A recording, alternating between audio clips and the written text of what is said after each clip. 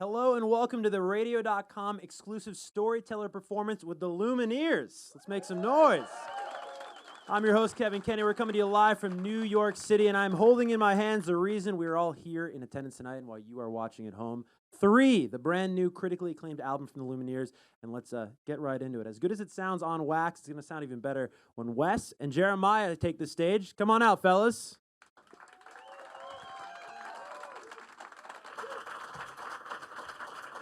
How are ya?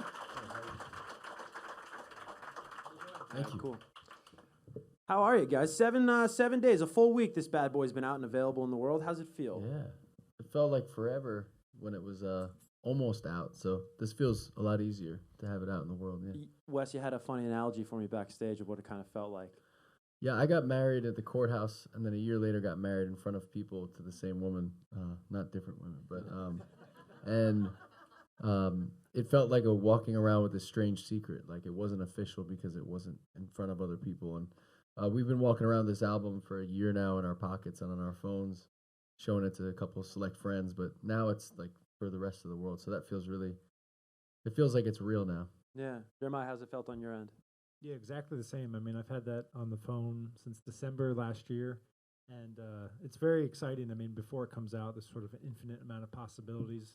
Now that it's out, it's kind of scary too, but we get to go on tour for the next 2 years over the whole world pretty much, so that's going to be really fun to play it to fans and just to play a lot of new songs that we have. It's going to be great. Your very next live performance, though, takes place in just moments here, guys, so take it away, please. Thank you so much.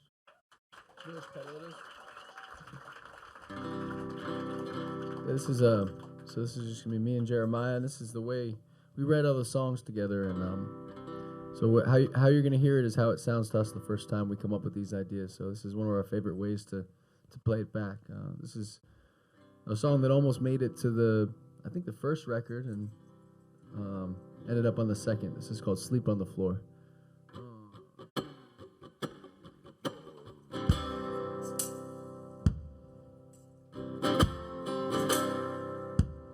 Pack yourself a toothbrush, dear.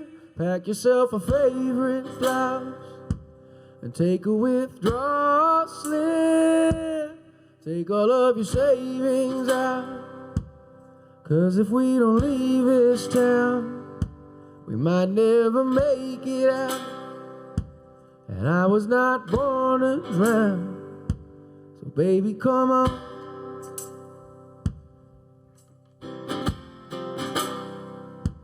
Forget what Father Brennan said. We were not born in sin. And leave a note on your bed. Let your mother know you're safe. And by the time she wakes, we'll have driven through this state. We'll have driven through the night. Baby, come on.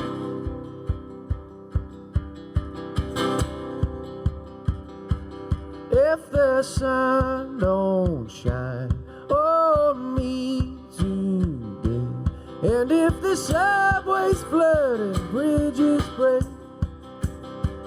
will you lay yourself down and dig your grave, or will you rail against your dying day?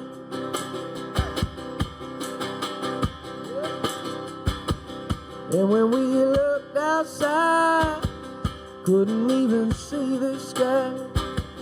How do you pay the rent? Is it your parents? Or is it hard work, me? Holding the atmosphere. I don't wanna live like that. Yeah. If the sun don't shine on me today, if the subways flood and the bridges break, so Jesus Christ can save me tonight. Put on your dress, yes, wear something nice. Decide on me, yeah, decide on us. Oh, Eleanor, Eleanor.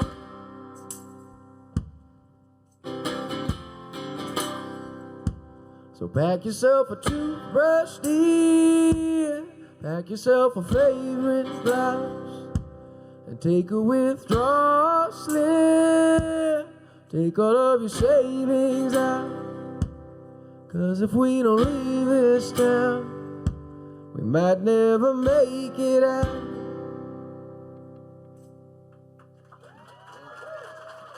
Thank you.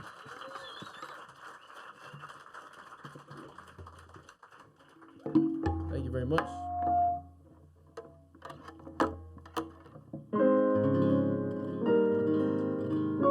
Well, this next song was the title track to our last album, our second album, which was called Cleopatra, and it was about, this particular song was about this young girl. She was about 16 at the time, and her father passed away. I should say this is based on somebody I met. This was a taxi driver from the Republic of Georgia, which is right near Russia. My wife's best friend is from there, so I met this lady randomly and I heard her story. But she was 16 and she lived in a very small village, and she fell in love with a boy, and they would get married pretty young back then. And he asked her to marry him, but she didn't have an answer for him because she was so heartbroken because her father had just died. And that day he asked her, he tracked in these muddy footprints across the floor, across the carpet. And he left heartbroken, and she never saw him again. He moved away, and she's missed him ever since, and she refused to clean these muddy footprints off of the carpet. And when I heard that, it kind of broke my heart. But she's this kind of hardened, tough woman that now drives taxis. So yeah, this is Cleopatra.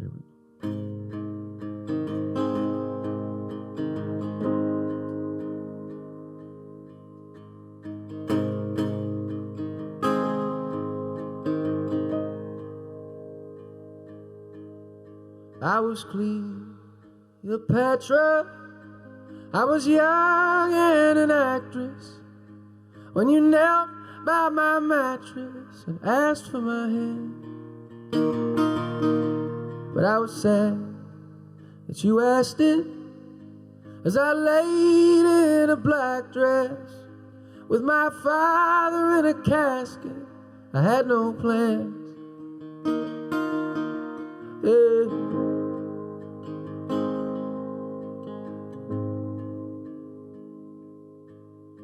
And I left the footprints, the mud stained on the carpet, and they hardened like my heart did when you left town.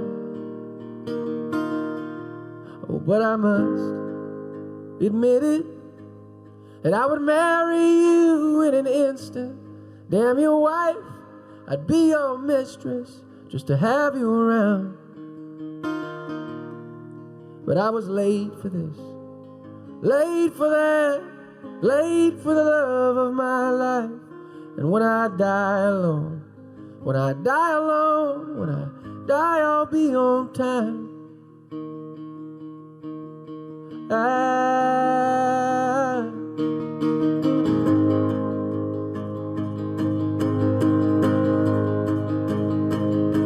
While the church discouraged any lust that burned within me, yes, my flesh, it was my currency, but I held true.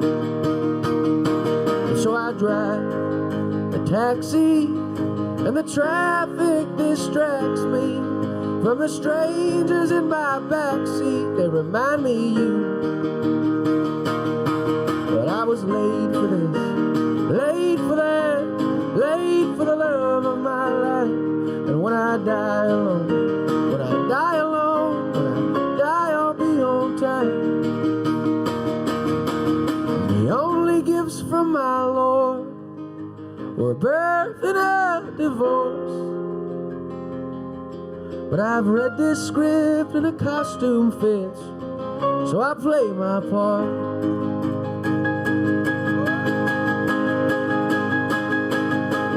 I was Cleopatra, I was taller than the rafters, but that's all in the past, love, gone with the wind.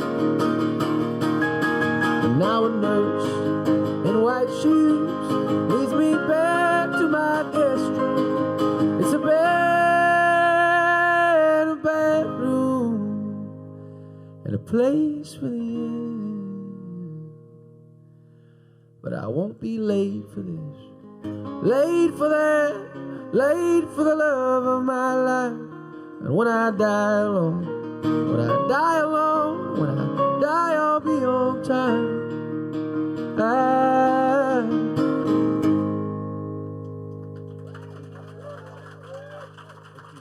Thank you.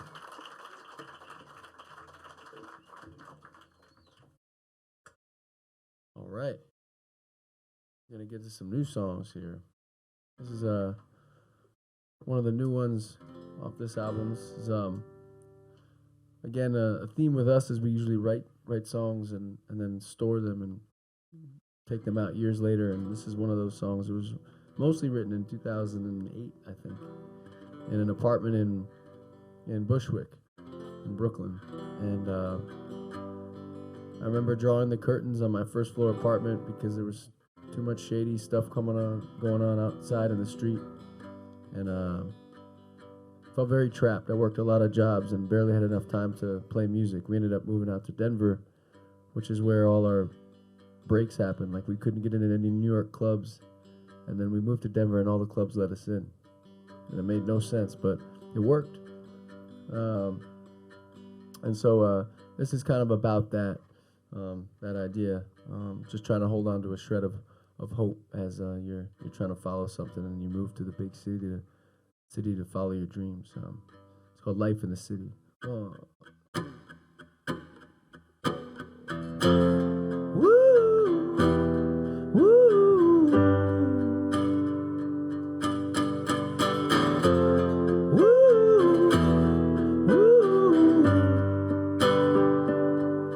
And if the city skyscrapers rise over this island, would you be glad to see Manhattan for once?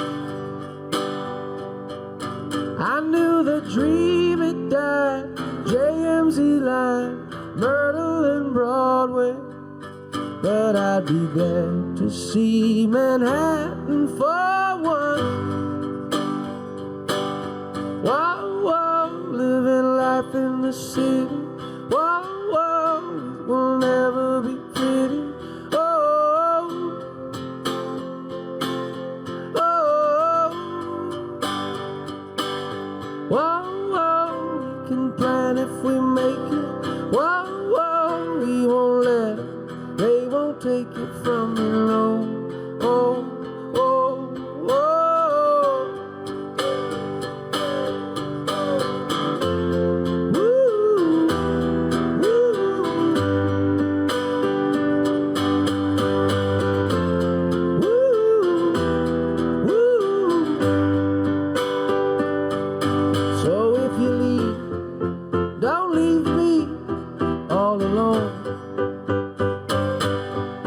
I'll be scared, I'll be naked, I'll get cold. And I miss my dad and Cleopatra sitting on the phone. So take me back off these streets, and we'll never be apart. Together from the start, never, never falling back alone. Oh, oh, living life in the city. Whoa, whoa, it will never be pretty. Oh, oh, oh, whoa, whoa, we can plan if we make it. Whoa, whoa, we won't let it. They won't take it from me, no.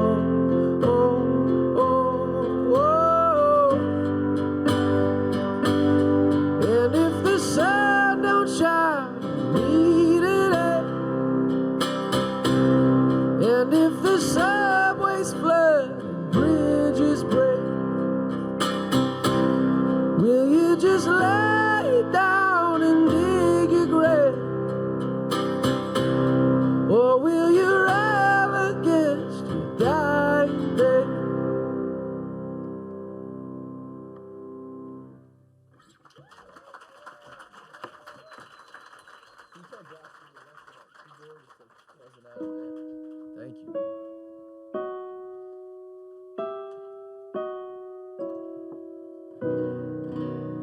So this song, we start every album, it seems like, with we kind of have an idea of what song we'd play our friends if it was the only song we could show them on the record. And I think for the last record it was probably Ophelia. For this one, it was Gloria. And so we start with that song in the studio. We begin with it, and we really don't move on until we feel like we've done a good job with that song. They also happen to be the most difficult ones to work on. Yeah, yeah. We like to do the heavy lifting up front, though, so we can relax after the hard ones are done. Yeah, let the other ones shine. But I really like this song. Gloria has this quality about it where it's talking about a relationship between a child and a mother and her daughter, basically. The mother is an alcoholic. It's based on someone in my family. And every time the song will begin with this guitar, and every time the guitar is the dominant one, that's the daughter talking to her mother, and every time the piano takes over, that's going to be the mother giving her side of the story. So this is called Gloria. Here we go. 1, 2.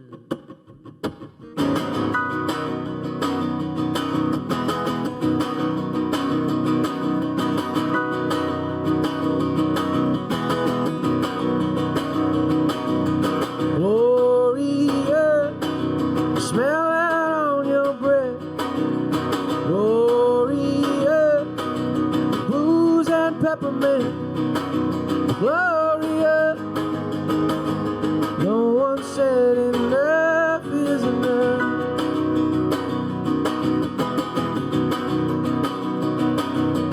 Gloria, they found you on the floor. Gloria, my hand was tied to yours. Gloria, did you finally see that enough is enough?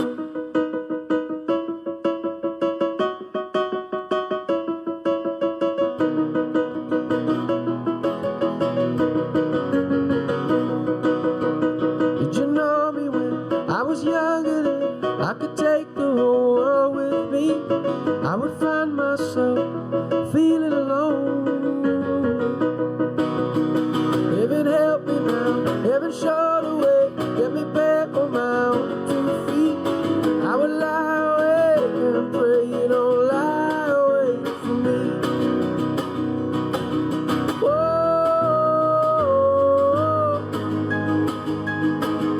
whoa,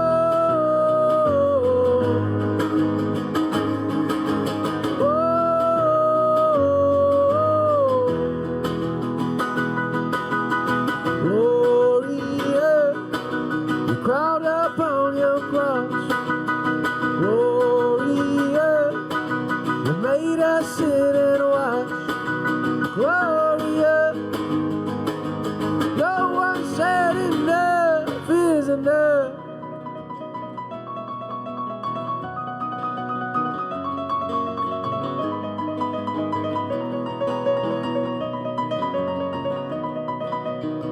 Heaven help me now, heaven show the way, get me back on my own 2 feet. I would lie awake and pray you don't lie away from me. Every night away, every day long, get me back on my own 2 feet. I would lie awake and pray you don't lie away from me. Whoa.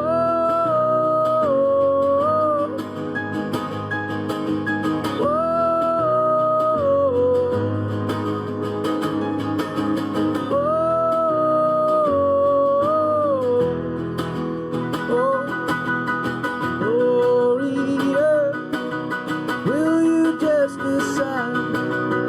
Gloria, there's easy ways to die. Gloria, have you had enough?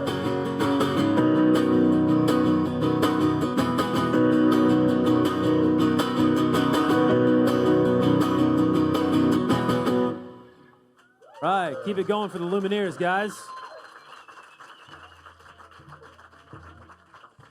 Halftime now. That sounds so good.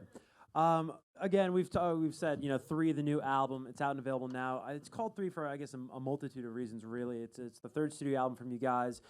It's 3 different chapters. It explores 3 different family members, 3 different generations within that family. Why this deep exploration of the idea of family? What inspired that? Oh, I think it's the most interesting. I think human beings are so vastly more interesting than anything you could really make up.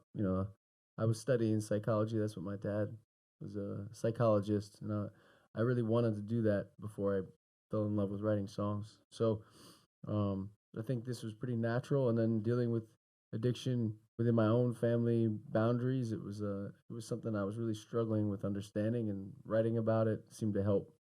I guess not understand it, but try to. And if you have empathy, maybe that you don't feel as much anger or something like that towards the person that's making these decisions that are you're going along with them for that ride. So I think it was a way to put it out there and not, you know, let it distract me from like living my life, because it really addiction is like a very shared thing in a family. Yeah. Jeremiah, the stories and all the inspiration, of course, are based off real people in your guys' lives. Although you used fictional names, fictional characters. Why was that decision made? I think it was a really healthy decision made by Wes to give some anonymity. You don't want to call somebody out, especially when it's something so dramatic and stressful that eats up, a whole family. And I think that's a really wise, gracious move. Give someone an anonymity when it's dealing with something so personal. And I think what's really great is, ironically, the more personal Wes went with his lyrics, the more universal. We've had interviewers, friends, family, random people come up to us on the street, say like they've battled with addiction, or their mom, brother, sister, children have battled with it. So, I think we've really touched on something, and unfortunately, it affects a lot of people, especially in this country. Right. And I don't even know if this was the intent at all, but in a way, if you did name it the actual person, they might hear it and feel attacked. Whereas if it's about somebody else, we can always internalize that, and just because it's an outside thing. Yeah, yeah. I mean, I totally agree, and I was worried that there's a lot of shame involved when someone's an addict, and I didn't want to pile that on. But I also wanted to try to be as honest as we could about the stories being told, and not paint an inaccurate picture. I think you can tell when someone's telling you a lie and when they're telling you the truth. So, yeah, that was the goal. At the same time, not trying to hurt that person. Right. Care about them a lot. I've heard you say in the past, Wes, that you don't think you can tell a story well unless it's based off real life experience. How did you learn that lesson as a songwriter? I think we just wrote a lot of bad songs, and started to get a feedback loop from that. Played a lot of open mics, and it was funny. The more, if you named the person, in this case that was Gloria, but if you gave things names and you really rooted them in something that really happened, I noticed that there was an actual connection being made. So it was a positive, feedback loop. Luckily, we didn't get encouraged to write like, you know, I don't know, hits for boy bands or something like that. We'd be a different kind of band. There's a lot of themes, family and whatnot, addiction, as Wes has touched on this record. Also, something you explore is this idea of, how much is passed on from our parents to us. How much are we like them? How much are they like us? Growing up, Jeremiah, were you somebody that you looked at your family and you saw yourself in others, or is that something you didn't have growing up? Yeah, I saw myself a lot in my parents, I think, in good ways and interesting ways. Music was one of the things that was passed down to me from my mom and father. And, you get a lot of other stuff from your parents, too, that I don't want to get into, but like we all do, we inherit the good stuff and the bad stuff, and the interesting stuff.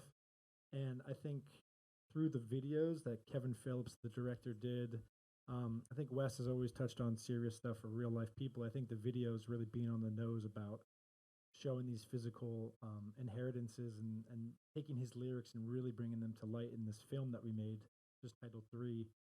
I think that was really important and interesting to see some of that stuff. Like in one of the videos in Gloria, we see a child with this vodka bottle that's a very, at first kind of reproachable, intense thing to watch, but that's real life, and that's not sugar coated and sort of like presented with white gloves. So I think, yeah, we're really proud of the videos and showing sort of the raw, I guess even cruel side of addiction and what it can do to a family. Right.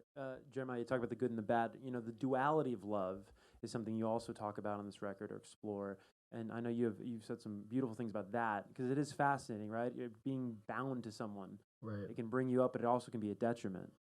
Yeah, there's a line in Gloria, my hand, they found you on the floor, my hand was tied to yours. And when you care about someone that is in any way battling themselves or a demon or, being self-destructive, I think you're going there with it, and you get that late night call or that call at some point where some strange piece of news has been given to you and you can't even wrap your head around it. I think that there's so much love within a family that as I was looking at this, I'm trying to zoom out. I was thinking there's a beauty to this love because it's such a bond. It's so unbreakable, and that's also that's the tragedy of it, is that you can't just turn that off, that emotion, and go on with your life.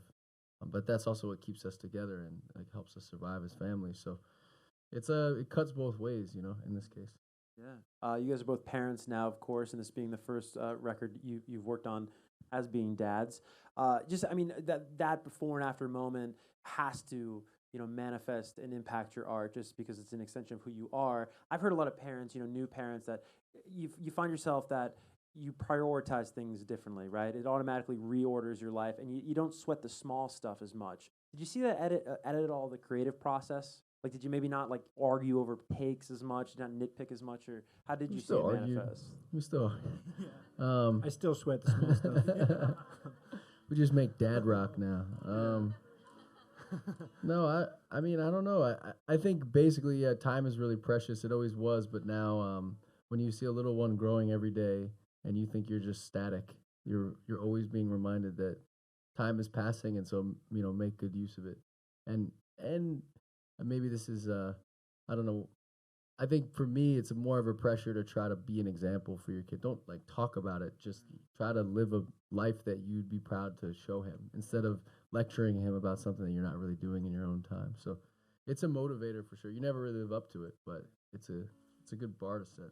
Yeah. Before we get back to the music, Jeremiah, I'd love for you to share this theory that I've heard you tell about the correlation between Harry Potter and the Lumineers. Well, yeah, it's pretty simple. If anyone that's seen the movies, each book for that matter, gets incrementally a little bit tad darker and more murder and more bloodshed and more, intense rawness. And good stuff. Yeah, the good stuff. And I think, it's funny, me and Wes have laughed and joked about our own music where we listen to the first album, it feels like the debut album. It feels almost innocent, and at the time we were making it, it felt very raw and intense, and I'm very proud of that album still, obviously, but now that we have this third album, there's this just really big, I think, clear. Our producer was talking with me and Wes the other day. There's the Lumineers before album 3 and after album 3, and I think he's on to something where, similar to the Harry Potter, legacy, I think our albums have kind of gotten more palpably and more distinctly darker, at least I think, for our standards, and that's the correlation. Yeah, I like it. All right, back to the music, everyone, guys. Thanks so much. Thank you.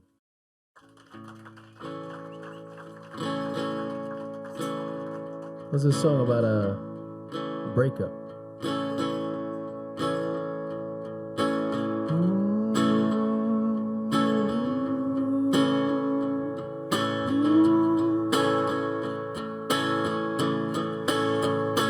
On the last time we met, your love was dead. You held my hand, bit your tongue, shut me out, spilled my blood all around. Yeah, it wasn't easy to be happy for you. Yeah, I took the poison, praying you feel it too. You held your punches back, and I left the room. Yeah, it wasn't easy to be happy for you.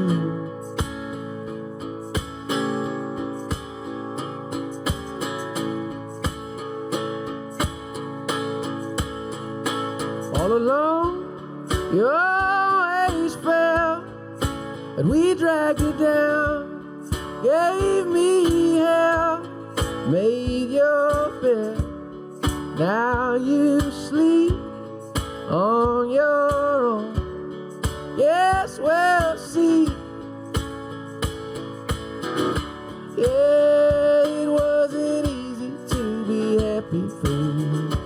Yeah, I took the poison, praying you feel it too. You held your punches back, and I left the room. Yeah, it wasn't easy to be happy for you. And I know that you tried, but you were no friend of mine. Falling apart, you played it the best, a dame in distress.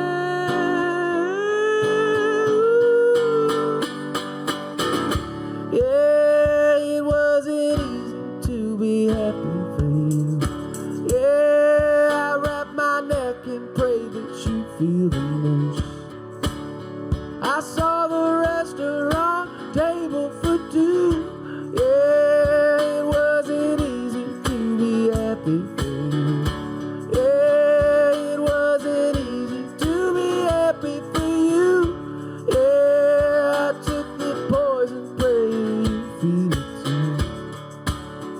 You held your punches back, and I left the room. Yeah, it wasn't easy to be happy for you.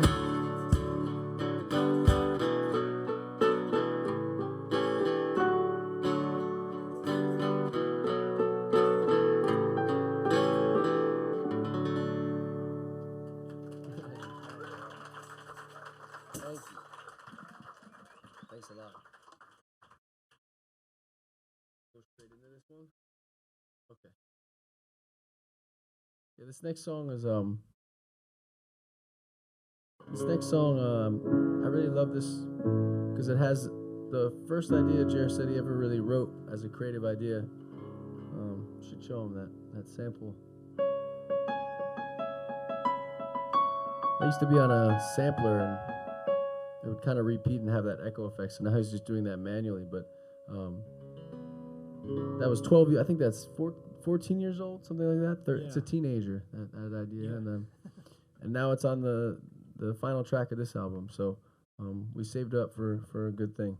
This is called Salt in the Sea.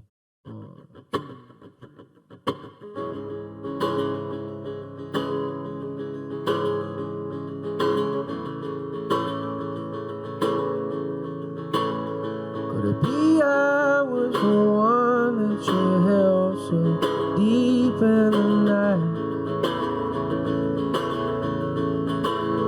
On the back staircase you fell to your knees with tears in your eyes. All that you suffered, all the disease, you couldn't hide it from me. All alone, scared in the room, would you swear there's nobody home? On the bed laying awake as you prayed he'd leave you alone. I let the darkness swallow me whole. I need to find you, need you to know. I'll be your friend in the daylight again. There we will be like a lone enemy, like the sun and the sea.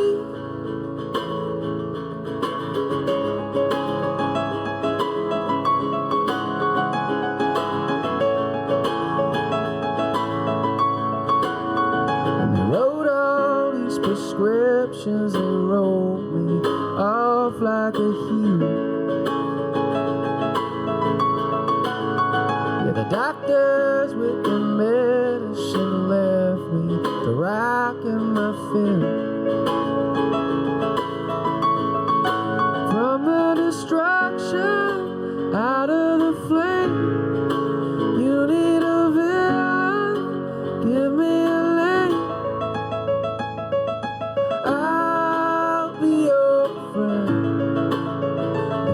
daylight again. There we will be like a lone enemy. I'll be your friend in the daylight again. There we will be like a lone enemy, like the sun and the sea, like the sun and the sea.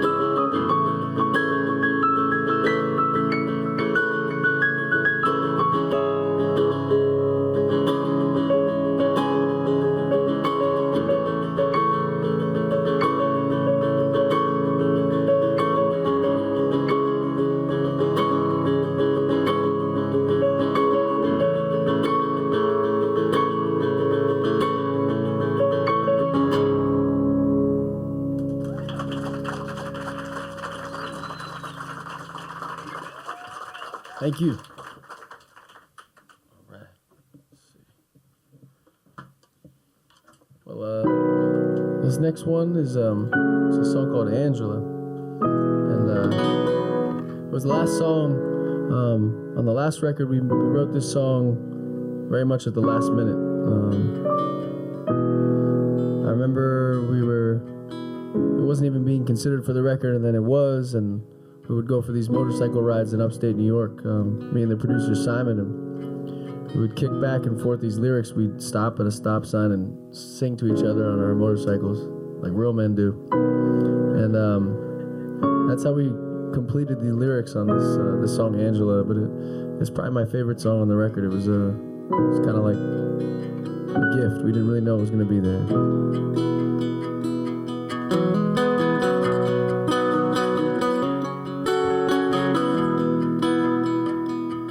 We were on separate motorcycles, I just want you to know that.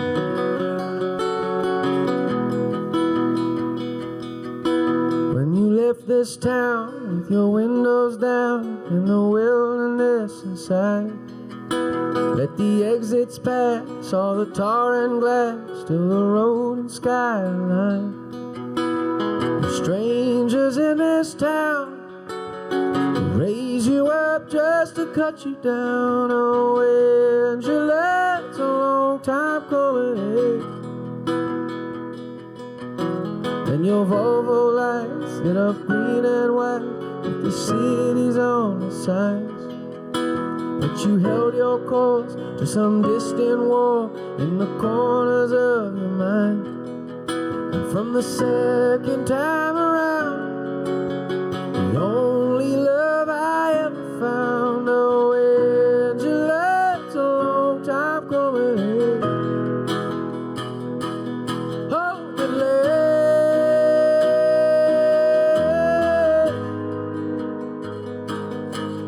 Were you safe and warm in your coat of arms with your fingers in a fist?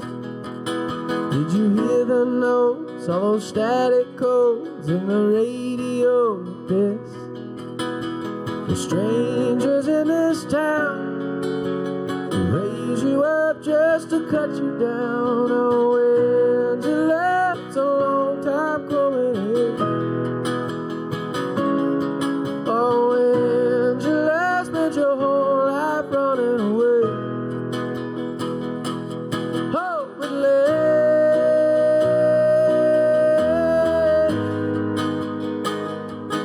Hope it late.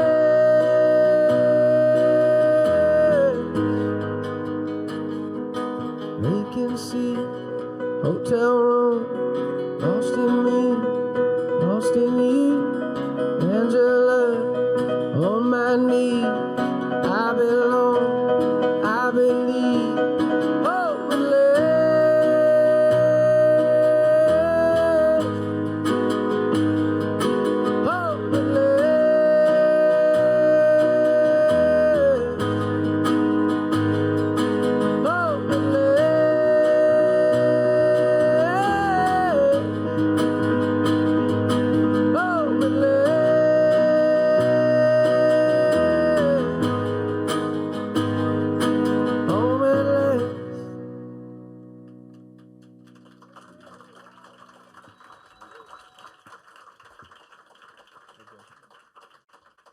Thank you so much. Well, let's see. It's gonna be I think it's gonna be our last song. This is called "Stubborn Love," and this is kind of made of three songs all in one. Someone recently paid us I think a pretty nice compliment. They said they had never heard our music, and they came and saw us, and they said, it's like you write anthems. And I think when we wrote this, it felt like something that reminded me of going to church, but without all the religion involved, and just being with people and being together and connecting. So if you want to help us sing, you'll be on the radio. Just think about it that way. Got to sing really loud, though. The mic's up here, so don't be shy. So this is Stubborn Love, and thank you guys for being here. We hope you had a good time with us. Here we go. 1, 2.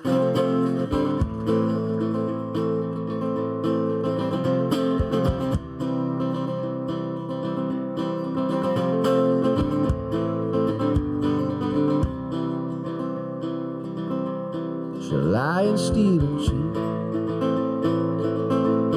and beg you from her knee, make you think she means it this time. She'll tear a hole in you, the one you can't repay. But I still love her, I don't leave.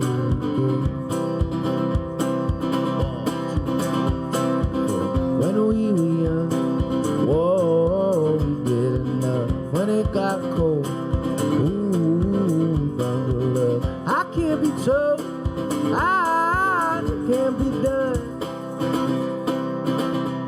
It's better to feel pain than nothing at all. The opposite of love's indifference. So pay attention now. I'm standing on your porch, screaming out that I won't leave until you come downstairs. So keep your head up, keep your love, keep your head up, my love, keep your head up, my love, keep your head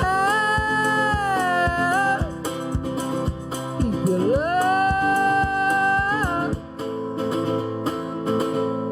and I don't blame you, dear. No, for running like you did all these years, and I would do the same, you best believe. Yes, the highway signs say we're close, but I don't read those things anymore. I never trusted my own eyes. 1, 2, 1. When we were young, whoa, we did enough. When it got cold, ooh, we bundled up. I can't be told, I can't be done.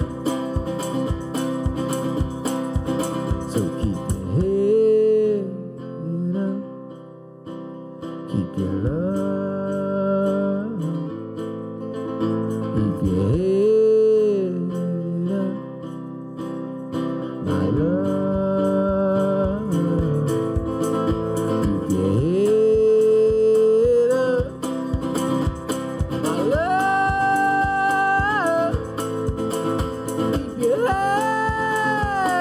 up, keep your love, yeah, keep your love, yeah, my love, yeah, love,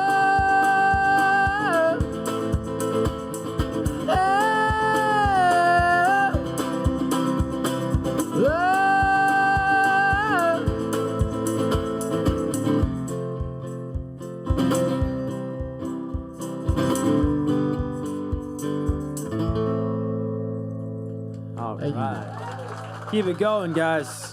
One more time for the Lumineers. Thank you very much, Wes. Jeremiah, thank you so much.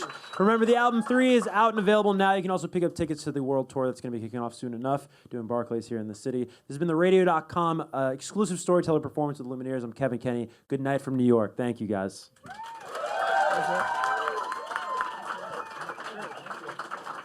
How did you timing-wise? Great.